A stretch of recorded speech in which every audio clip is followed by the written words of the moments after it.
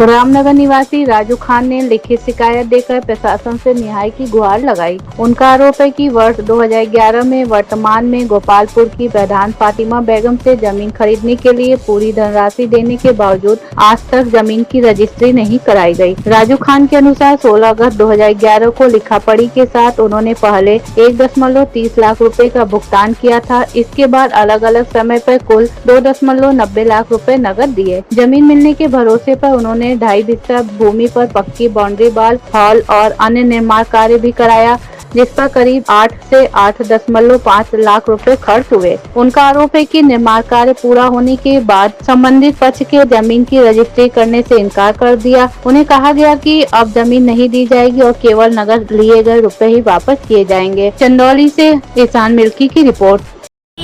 मेरा नाम राजू खान, मैं रामनगर से हूँ। समाधान दिवस पे क्या मामला है? मामला मेरा ये है कि हम 16/8/2011 को जो है तो फातिमा से एक ज़मीन लिया था, जो कि ज़मीन उनके नाम से भी नहीं था, लेकिन उन्होंने बोला कि हम इसको ले लिए हैं, आपको रजिस्ट्री करवा देंगे। और उस टाइम एक लिखा पढ़ी के साथ हमने 1,30,000 रुपया उनको दिया, और जो कि देने के बाद 10-15 दिन बाद हमने बोला कि भाभी जो है तो ये ज़मीन अगर हम ले रहे हैं और आपने पैसा भी टेक लिया है और रजिस्ट्री आप मुझे करवाएंगी, तो हम इसको निर्माण करवाना चाह रहे हैं। तो उन्होंने बोला कि ठीक है आप करवाइए, आपको तो हम दे ही दिए हैं, रजिस्ट्री हम करवा देंगे। तो हमने उसको निर्माण करवाने में 2.5 बिस्से की बाउंड्री पूरा करवाए। उसके बाद जो है तो 20/33 का एक खाल बनवाए और 12/14 का एक खाल बनवाए। खाली उस पर स्लैब डालना रह गया। उसके बाद उन्होंने जब ये हो गया तो उसके बाद कुछ दिन बीत गया।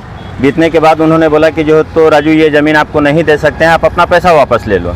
हम बोला कि हमने इतना इसमें 8 से 10 लाख रुपये खर्च किए हैं, पैसा क्यों ले लें इसको। तो बोल रहे हैं कि जो तो आपके भैया बोल रहे हैं कि जो तो ज़मीन राजू को नहीं देना है। तो हमने उनसे बोला कि ज़मीन का धंधा आप करते हैं, ये नहीं कि जो तो भैया करते हैं। तो बोले कि भाई उनके मर्ज़ी के ख़िलाफ़ हम नहीं जा सकते हैं, उनका ये सब था।